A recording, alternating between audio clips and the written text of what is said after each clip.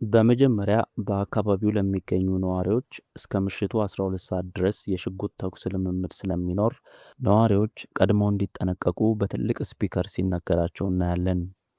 ልምምዱ የአገሪቷ መከላከያ ሰልጣኞች የሚያደርጉት እንደሆነ ይገልጻል። ከዛን የታጠቁ ኃይሎች በአካባቢው ጥሻማ መሬት ውስጥ ይመጣሉ። ነገር ግን በዚህን ሰዋራ ስፍራ አንድ ድብቅ መኪና ቆሞ እናገኛለን። በዚህ መኪና ውስጥ ከባድ መሳሪያ የሆነውን ስናይፐር ደቅኖ የያዘ ግለሰብና መኪናውን የሚነዳለት ሌላ ሰው ይገኛሉ። ኢላማው ወደ ፈራረሰ ቤት ውስጥ ነው። ሰውየው የተኮሰው ጥይት በኋላ ላይ የምንተዋወቃትን ጂዮንግ ጂን ማን አጎቷ የሆነችውን ልጅ ለጥቂት ስቷት የቤተሰቡን ፎቶ ይመቷል። ይህች ጂያን የተባለች ልጅ በጣም ደንግጣ ትቀመጣለች።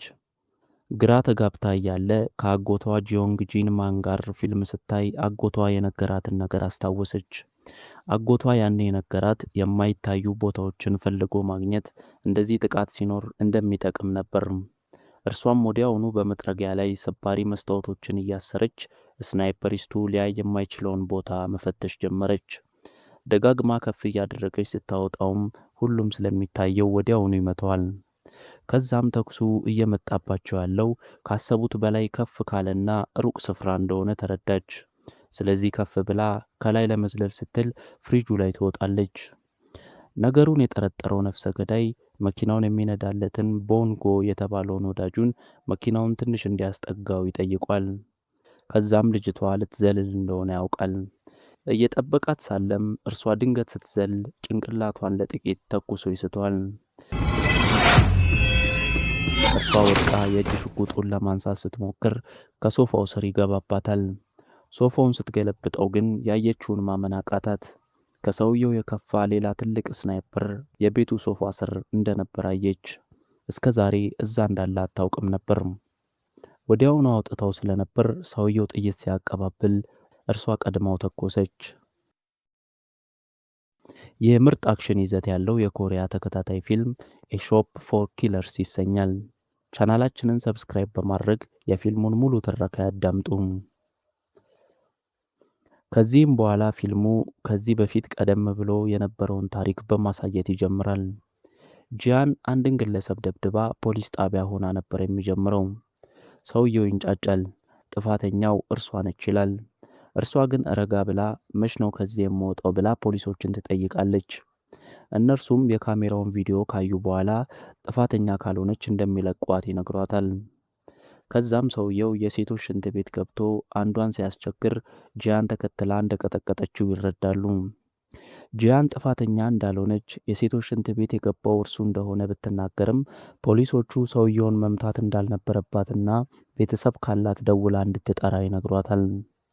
ጂን እያቅማማች ስትደውል ግን ያልጠበቀችውን ዱብዳ ትሰማለች። አጎቷ ጂዮንግ ጋር ነበር የደወለችው፣ ግን ሌላ ሰው ነበር ያናገራት። ግራ ተጋብታ ማን እንደሆነ ስትጠይቅ ፓርክ ጂኒዩ እንደሆነና ከሌላ ፖሊስ ጣቢያ እንደሆነ ይነግራታል። እርሱም ሊደውልላት እንደነበረ ሲነግራት ለምን ብላ ስትጠይቀው ነበር አጎቷ ሕይወቱ ማለፉን የነገራት። እርሷም ወዲያውኑ አጎቷ መሆኑን ለመለየት ወደዛ ስፍራ ታቀናለች። መንገዷ ላይም ከአጎቷ ጋር የነበራትን ጊዜ ይታወሳት ጀመር። ለመጨረሻ ጊዜም የነገራት ነገር የመታወቂያዋን ልዩ ቁጥር እንዳትረሳው እንደነበር ታስታውሳለች። እንደ ድንገት ሆኖ ሹፌሯ ከአጎቷ ጂንማን ጋር አብሮ የተማረ ጓደኛው እንደሆነ ይነግራትና ደህንነቱን ሲጠይቃት እንደ ሞተ ትነግረዋለች። ወዲያውኑ ደንግጦ መኪናውን ያቆመዋል። ቦታው ድረስ አድርሷትም የቀብር ስርዓቱን እዛው ባታደርገውና ሌላ ጥሩ ቦታ ብታደርገው የተሻለ እንደሆነ ምክሩን ሰጥቶ ብትፈልገው እንድትደውልለት ስልኩን ይሰጣታል። አስክሬኑን ስትመለከት ራሱን አጥፍቶ እንደሆነ ፖሊሱ ይነግራታል። እናም አጎቷ ጂዮንግ ጂንማን እንደሆነ እንድታረጋግጥና እንድትፈርምም ይጠይቃታል።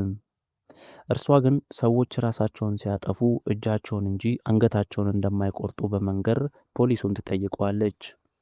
ብቻውን እንደነበርና መቼም አጎቷ አንገቱን በዚህ መልኩ ሊቆርጥ እንደማይችል ስትነግረው እርሱም ልክ እንደሆነች ገልጾ ግን በሴኪሪቲ ካሜራ ውስጥ ለሳምንታት ያህል ማንም ዝር ሲል እንዳልታየና በተጨማሪም በአስክሬኑ ምርመራ ውጤት መሰረት ራሱን አጥፍቶ ሊሆን እንደሚችል ይገልጥላታል። ከዛም የአስክሬኑን ምርመራ ሪፖርት ከፈለገች ሊሰጣት እንደሚችል ይነግራታል። እርሷ ግን አልፈልግም ብላው ብቻ ትፈርምለታለች። እርሷ በፊርማዋ ካረጋገጠች በኋላ አስክሬኑን ሸፍነው መልሰው በመሳቢያው ውስጥ ሲከቱት ግን አንድ እንግዳ ነገር ትመለከታለች። እግሩ ላይ እስከዛሬ አይታው የማታውቀውን ንቅሳት ተመለከተች። በዛም ሞታ የቀብር ስርዓት አስፈጻሚው የተለያዩ ስርዓቶችን ሲያስመርጣት፣ እርሷ ግን ሀሳቧ እዛ ንቅሳት ላይ ነበር። አጎቷ እንዲህ እግሩ ላይ ተነቅሶ አይታው አታውቅም። ከየት ሊመጣ እንደቻለ ምንም አልገባትም። ከዛን አንዱን መርጣ ተመልሳ ወደ አጎቷ መኖሪያ ቤት ትሄዳለች። ነገር ግን በሩን ከፍታ መግባት ስላቃታት ደረጃው ላይ ተቀመጠች። በዚህን ጊዜ የልጅነት አብሮ አደጓ ቤጂዮንግ ሚን ከብዙ ጊዜ በኋላ መጥቶ ይተዋወቃታል። እንደምታስታውሰው ሲጠይቃትም እንዳስታወሰችው ትገልጽለታለች። ከዛን አብረው ወደ ውስጥ ገብተው ሲያወሩ በኮምፒውተር ኢንጂነሪንግ እንደተመረቀና ከወታደራዊ ስልጠናው በኋላ አጎቷን ሊረዳው መጥቶ እንደነበር ይነግራታል። አጎቷ ለግብርና የሚውሉ ዕቃዎችን የሚሸጥበት ዌብሳይት እንደነበረውና እርሱን እንደ አዲስ በመስራት ላይ እንዲያግዘው ጠርቶት እንደነበር ይነግራታል። እርሱም ይህን ዌብሳይት እየሰራው ሳለ እንደነበር አጎቷ የሞተውና አጎቷን ለመጨረሻ ጊዜ ያየው ሰው እርሱ እንደነበር ይነግራታል። ፖሊሶችም መጀመሪያ ለእርሱ የደወሉለት ለዛ እንደነበረ ነገራት። በሐዘን ደርቃ ሲያያት አጎቷ የሞተበትን መታጠቢያ ቤት እርሱ ሊያጸዳው እንደሚችል ይነግራታል። እርሷም በሐሳቡ ተስማምታ ወደ አጎቷ ቀብር ስርዓት ትሄዳለች። የአጎቷ ቀብር ስርዓት ላይ የአጎቷ ጂን ማን የልጅነት ጓደኞችን ጨምሮ ሌሎች ሰዎች ይሰበሰባሉ። ነገር ግን ጂያን እንግዳ ሰዎችን ትመለከታለች። በመጀመሪያ የሰፈሩ ሰዎች መስሏት ነበር። ከዛን ግን የማይታወቁ ሰዎች እንደሆኑ አንዱ ይነግራታል። ጂያን የአጎቷን የቀብር ስርዓት ስትፈጽም የልጅነት አብሮ አደጓ ቤጂዮንግ ሚን ደግሞ ቀድሞ እንደነገራት አጎቷ ራሱን አጠፋ የተባለበትን መታጠቢያ ቤት እያጸዳ ነበር። ግን ድንገት የሳጥኑ ጫፍ ላይ ደም ነገር ተመለከተ። እየፈራ ሲከፍተው ውስጡ የድሮ ስልክ ተቀምጧል። ስልኩን አነሳና ሌላውን ስፍራ አጸዳድቶ ወጣ። እነ ጂያን የአጎቷን አስክሬን አቃጥለው ሊወጡ ሲል ነበር ጂዮንግ ሚን የደረሰው። ቤጂዮንግ ሚን ደርሶ እንደጨረሰና አብሯት ሊሄድ እንደሚችል ይነግራታል። ሁሉንም ነገር ጨራርሰው ወደ ቤት ሲመለሱ ተረጋግታና የሚቀመስም ነገር ካለ በልታ በኋላ ላይ እንደምትደውልለት ትነግረዋለች። ጂዮንግ ሚን ከሄደ በኋላ ብቻዋን ጸጥ ወዳለው ቤት ትገባለች። ግን ቤቱ የአጎቷን ትውስታ እያመጣው ስለነበር አልቻለችም፣ አለቀሰች።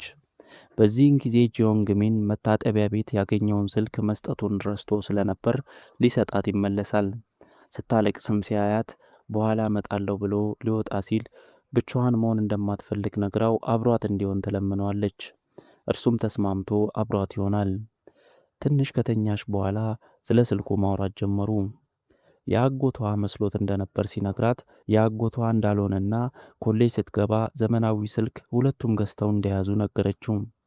ምናልባት አጎቷ ለስራ የሚጠቀምበት ስልክ እንደሆነ ሲነግራት እርሷ ትከፍተዋለች። ወዲያውኑም 70 ሚሊዮን ዮን አስገብቻለሁ፣ መቼ ነው ዕቃዬን የምረከበው የሚል ቴክስት ይገባል። ደንግጣ እንዴ ምን ያህል ዕቃ ቢገዙ ነው ይህን ያህል ገንዘብ ብላ ብቻዋን ታወራለች። ወዲያው ሌላ ቴክስት ይገባል።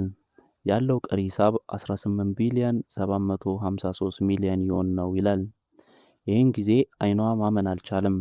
ለጂዮንግ ሚን ታሳየዋለች። እርሱም 18.7 ቢሊዮን ዮን እንደሆነ ይነግራታል። አጎቷ መቼም የእርሻ ዕቃዎችን ሽጦ ይህን ያህል ገንዘብ እንደማይሰራ ሁለቱም ገብቷቸዋል። ከዛን እርሱ ሲያሻሽለው የነበረውን የአጎቷን ዌብሳይት እንዲያሳያት ጠየቀችው። ከፍተው ሲያዩት 70 ሚሊዮን ዮን የሚያስወጣ ዕቃ የለም። ውድ የሚባለው 6800 ምናምን ነው። ግራ ተጋቡ። ጂዮንግ ሚን ግን በተማረው ብቃቱ ምናልባት ዌብሳይቱ ለሌላ ዌብሳይት እንደ መግቢያ ሊሆን ይችላል ሲል ይበረብረው ጀመር። ከዚያ ወዲያ ወደ ሌላ ዌብሳይት ሊንክ ውስጥ ገቡ። በዚህን ጊዜ ጂያን የዌብሳይቱን ስም ስታይ ደነገጠች። የዌብሳይቱ ስም አባቷ አስክሬን እግር ላይ የተመለከተችው አይነት ስም ነበረው። ጂዮንግ ሚን ወደ ዌብሳይቱ ሲገባ ያዩትን ማመን አልቻሉም።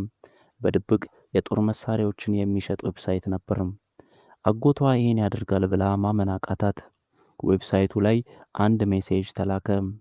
ከዛን ጂያን የአካውንት ቁጥሩን ቢልክላቸው ገንዘቡን መልሰው እንደሚልኩ በአጎቷ ቦታ ሆና ጻፈችለት። ከዛን አጎቷ ጂዮንግ ሚን እንደሞተ አረጋገጥኩኝ ማለት ነው የሚል ሌላ ሜሴጅ ተላከ። ሁለቱም ተደናገጡ። ቀጥሎም አንቺም ጂያን ዛሬ ትሞቻለሽ የሚል ሜሴጅ እንደገና ተላከ። ሁለቱም ተደናግጠው እያለ ጂዮንግ ሚን ወዲያውኑ ኮምፒውተሩን ነቃቀለው። ዝም ብሎ ሊያስፈራራቸው ብቻ እንደሆነ በመንገር ጂያንን ሊያረጋጋት ሞከረ። ለፖሊስ ስለመደወል ሲነጋገሩ የግቢያቸው በር ተንኳኳ። ጂያን ወደ ውጪ ሳትወጣ በስልክ መገናኛው አጎቷ ዛሬ እንደሌለ ስትናገር ሴትየዋን በሴኪዩሪቲ ካሜራ እያየቻት ነበር። ጂያን ጨምራ ሌላ ቀን ተመልሰሽ ነው ያለቻት። ሴትየዋ ግን የአጎቷ ቻይንኛ ቋንቋ አስተማሪ እንደሆነች ገልጻ ዛሬ ቀጠሮ እንደነበራቸውና ዛሬ እንደማይኖር እንዳልነገራት መለሰችላት። ጂያን በዚህን ጊዜ ደነገጠች። አጎቷ ቻይንኛ ቋንቋ እየተማረ እንዳለ አታውቅም ነበር። ስልኩን እንደያዘች መታጠቢያ ቤት ባገኙት ስልክ ቴክስት ይደርሳታል። ቴክስቱ የሚለው ማንም ቀድሞ እንዳይገድልሽ እኔው ራሴ መጥቼ ገድልሻለሁ ጂያን የሚል ነበር። ጂያን በዚህ ተደናግጣ ቆማ እያለ ሴትየዋ የግቢውን በር አልፋ የቤታቸውን አንኳኳች። የውጭ በር ክፍት ስለነበር ነው የገባሁት አለች። ከዛን ካሜራ የገጠሙ ብዙ ድሮኖች ወደ ቤቱ በፍጥነት እየተምዘገዘጉ ሲመጡ እናያለን። ከዚህን በኋላ ፊልሙ እንዲህ አንጠልጥሎ የሚወስደን ጂያን በ7 ዓመቷ ወደ ነበራት ትዝታ ነው። በልጅነቷ አጎቷ ምግቡን ተሻምቷት ሲበላና ታላቅ ወንድሙ አጎቷ ጂያን ቤታቸው ለ8 ዓመታት ያህል ሳይመጣ ስለቀረ ሲጮህበት ታስታውሳለች። ከዛን ደግሞ ሊበላ ሲል ቀድሞ ተሻምታ ትበላለች። እርሱም ተገርሞ እያያት ስሜን ታውቂያለሽ ይላታል። አላውቅም ትለዋለች በልጅ አንደበት። እርሱም ስሙን ነግሯት እንዳትረሳው ሲያስጠነቅቃት ኢፕሶድ 1 ያልቃል። ቀጣዩን ኢፕሶድ ከመቀጠላችን በፊት ቻናላችንን ሰብስክራይብ ያላደረጋችሁ ተመልካቾቻችን ቻናላችንን ሰብስክራይብ በማድረግ የቤተሰቡ አንድ አካል ይሁኑ። ቀጣዩም ኢፕሶድ በጂያን ትዝታ ውስጥ እንዳለ ይቀጥላል። በዚህን ጊዜ ደግሞ የጂዮንግ ጂንማንና ወንድሙ እናት ቀብር ስነ ስርዓት ላይ ይጀምራል። ጂዮንግ ጂንማን ለወንድሙ እናታቸው ድንገት ነው የሞተችው፣ ችግር ተፈጥሮ ሊሆን ይችላል፣ አስክሬኗን ማስመርመር ሳይኖርብን አይቀርም ብሎ ሲነግረው፣ ወንድሙ ግን ለ8 ዓመታት ያህል ጠፍተ አሁን እንዴት ይህን ትላለ? እንደውም እናታችን የታመመችው በአንተ መጥፋት ምክንያት ነበር ብሎ ይጮህበታል። ከዛም የወንድምየው ሚስት መታ ሌላ ሰው እስኪሰማችሁ ድረስ ለምን ትጮኻላችሁ ብላ ያን ጊዜ የ7 ዓመት ሕፃን የነበረችውን ጂሃንን ይዞ እንዲሄድ ጂንማንን ትጠይቋለች። ጂንማን ልጅቷን ጂሃንን ይዞ ከወጣ በኋላ የጂንማን ወንድምም ሆነ ሚስቱ አይተውት የማያውቁት ሰው ሊያጽናናቸው መስሎ ይመጣል። የጂንማን የድሮ ጓደኛ እንደሆነ ይነግራቸዋል። በዚህን ጊዜ በሌላ ቦታ ጂሃን በጂንማን ቤት ከተኛችበት ነቅታ ከክፍሏ ስትወጣ ጂንማን ቲቪ እያየ ስለነበር አብራው ትቀመጣለች። እያወሩ እያለም ስልክ ተደውሎለት እርሱ ወደ ቀብር ስፍራው መሄድ እንዳለበት፣ እርሷም ጓደኛው እየመጣ ስለሆነ ሌላ ሰው ወደ ቤቱ እንዳታስገባ፣ ነገር ግን ጓደኛው መሆኑን ለማወቅ እንቆቅልሽ ጠይቀው እርሱ ሲመልስ ብቻ በሩን እንድትከፍትለት ያስጠነቅቃታል። ከዛም ተመልሶ እንደሚመጣ ነግሯት ብቻዋን ጥሏት ሄደ። እርሱ ከሄደ በኋላ አንድ ሰው ወደ ቤቱ ይመጣል። ጂሃን በልጅነት አንደበቷ የጂንማን ጓደኛ ከሆነ እንቆቅልሹን እንዲፈታና ከዛን በሩን እንደምትከፍትለት ትነግረዋለች። እርሱ ግን ነፍሰ ገዳይ ስለሆነ በሩን በኮድ ከፈተው። ግን ሊገባ ሲል የጂንማን ጓደኛ ስለደረሰ መጥቶ ጂሃንን አዳናት። ከዛን ግን ወዲያው ሌሎች ነፍሰ ገዳዮች ስለመጡ ጂሃንን ወደ መኝታ ክፍሏ አስገብቶ በሩን ይዘጋባታል። ጂሃን ነገሩ ጨንቋት ስለነበር በሩን በስሱ ከፍታ ስታጮልቅ የጂንማን ጓደኛ ነኝ ብሎ ሕይወቷን ያተረፈውን ግለሰብ እጅ ሲቆርጡ ትመለከታለች። ግራ ተጋብታ ማምለጫ መንገድ ትፈልግና በመስታወቱ ዘላ ከውጪ ትንጠለጠላለች። እነርሱም እርሷን ለመግደል ወደ ክፍሉ ሲገቡ ያጧታል። ግን መስኮቱን ሲከፍቱ ተንጠልጥላ ያገኟታል። እያጫወተ እጁን ቢዘረጋላትም ጂያን ግን ወድቃ መሞትን መረጠች። እንደ ድንገት መሬቱ ላይ ሶፋ ነበርና ጂሃን ትተርፋለች። ነገር ግን ከእርሱ ለማምለጥ ስትጣደፍ መኪና ይገጫትና ወደ ሆስፒታል ይወስዷታል። በሰመመን ውስጥ ሆናም ቤተሰቦቿ ከቀብር እንዳልተመለሱ ፖሊሶቹ ሲያወሩ ትሰማለች። ሆስፒታል በተኛችበት አልጋ ላይ አስፈሪ ህልም አይታ ወዲያውኑ ትባንናለች። ከዛን ተነስታ መውጫ በር ስትመለከት በዛን ትወጣለች። በዚህን ጊዜ በመግቢያው በር ቅድም ካሳደዷት ሰዎች አንዱ ሊገድላት ሽጉጡን ታጥቆ ሊገባ ነበር። እርሷ ስታመልጥ እርሱ ሲከተላት በስተመጨረሻ ታች ወርዳ የሬሳ ማስቀመጫው ክፍል ትደርሳለች። ምርጫ አልነበራትምና ከፍታ ትገባለች። ውስጥም ወደ አንዱ ሬሳ ማቆያ ሳጥን ውስጥ ገብታ ትደበቃለች። ሰውየው ክፍሉን በዝግታ ከፍቶ ሲገባ ድምጿን ላለማውጣት ትጥራለች። እንደ አጋጣሚ ሆኖ የገባችበት አስክሬን ሳጥን የእናቷ ነበር። ሰውየው ሊገድላት አንድ በአንድ ሳጥኑን ሲከፍት አጎቷ ጂንማን በቦታው ይደርስና ሁለቱንም ገድሎ ጂሃንን ያተርፋታል። ጂንማን የአስክሬኑን በር ከፍቶ ሲመለከት ጂሃን ራሷን ስታለች። ያገኛትም ከእናቷ አስክሬን ጋር ነበር። ጂሃንን ተሸክሞ የእናቷን አስክሬን መልሶ አስገባውና ከስፍራው ወጣ። ከዚህም በኋላ ፊልሙ ከአንድ ወር በኋላ ወዳለ ጊዜ ይወስደናል። ከአንድ ወር በኋላም ጂሃንን ይዞ ራቅ ወዳለ ገጠራማ መንደር ጂዮንግ ጂንማን ይጓዛል። ቤቱ ጥላው የነበረውንም አሻንጉሊት በመንገድ ላይ ሲጓዙ ይሰጣታል። በቦታው ሲደርሱ ሌሊቱ ሙሉ ሲነዳ አድሮ ነግቶ ነበር። እናትና አባቷን ካጣች በኋላ ጂያን በአዲሱ መኖሪያ ስፍራቸው ከጂንማን ጋር ኑሮዋን ትቀጥላለች። ጂንማን ሁለቱንም ወላጆቿን ያጣችው በእርሱ ምክንያት መሆኑን ሲያውቅ ራሱን ይቅር ማለት ይከብደዋል። ጂሃን እዛው ትምህርት ጀመረች፣ ግን በጣም ዝምተኛና ከሁሉም ለየት ያለች አይነት ልጅ ነበረች። ቤት ውስጥም ጂንማን እንደ ቤተሰቦቿ አይንከባከባትም። ይህንንም የሚያደርገው ጠንካራ ልጅ እንድትሆን ሲል ነበር። ጂያን አጎቷን በዚህ ምክንያት አኩርፋው ለቀናት ባታናግረውም አጎቷ ግን ንቅንቅ አላለም። አንድ ቀን ትምህርት ቤቷ ወንዶች ደብድበዋት ጨለማ ክፍል ውስጥ ቆልፈውባት ይሄዳሉ። ቀኑ እስኪመሽ እዛ ቆይታ ምሽት ላይ ስለፈራች ጂንማን እያለች እየተጣራች በሩን ከውስጥ ደበደበችው። በዚህን ጊዜ ጂንማን ደርሶ በሩን ይከፍትላታል። ከዛን ለምን አመሸ እያለች ስታለቅስ ነበር የጂንማን ልብ የራራውና ይቅርታ የጠየቃት። ቤት እንደገቡም የምትወደውን ስጋ ጠብሶ እራት ዛሬ አንድ ላይ እንብላ ሲል ይጠይቃታል። ከዛን እራት በሰላም ሲበሉ እያስታወሰች ነበር ጂሃን ከትውስተዋ የነቃችው። በሩ አሁንም ይንኳኳል። ጂሃን አጎቷ ዛሬ እንደማይመጣ ገልጻ ሲመጣ እንዲደውልልሽ እነግረዋለሁ አሁን ሂጂ አለቻት። ሴትዮዋም ሌላ ቀን እንደምትመጣ ገልጻ ትሄዳለች። ጂሃን ቤት ውስጥ እንዳለች አሁንም በዛው ስልክ ቴክስት ይደርሳታል። እኔ ራሴ ነኝ መጥቼ የምገልጽ ጂሃን የሚል ነበር። ይህን ቴክስት እያነበበች ጂዮንግ ሚን ጠርቶ ዌብሳይቱን ሀክ አድርጎ ያገኘውን ያሳያታል። ዌብሳይቱ ለማንም ሰው የሚሰራ እንዳልሆነ ነገር ግን ለተፈቀደላቸው ሰዎች ብቻ እንደሚሰራ ይነግራታል። ውስጡ ያሉ አባላትም የተለያየ ኮድ እንደሚሰጣቸው እንደደረሰበት ያሳያታል። 4 አይነት ኮድ ሲኖረው አንደኛው ቀይ ነው። በዚህ ኮድ ስር የሚመደቡት ሰዎችን የሚገድሉ ቅጥር ነፍሰ ገዳዮች ናቸው። እነዚህ ቅጥር ነፍሰ ገዳዮች በኮዳቸው ስር ሽጉጥን፣ ከፍ ያሉ መሳሪያዎችን፣ ቦምቦችን፣ መርዞችን መግዛት ይችላሉ። ሁለተኛው ወይን ጠጅ ኮድ ሲሆን በዚህ ስር ሰላዮች ይገኛሉ። እነዚህ መረጃ የሚገዙና የሚሸጡ ናቸው። በተጨማሪ ካሜራ ማዳመጫ መሳሪያዎችና ሰላይነታቸው ድንገት ከታወቀ ራሳቸውን ሊገድሉበት የሚችሉበትን አይነት ቀላል መሳሪያም በኮዳቸው ስር ይገኛል። ሶስተኛው ቢጫ ኮድ ሲሆን መረጃዎችን ለማጥፋት የሚውሉ ዕቃዎች ይገኙበታል።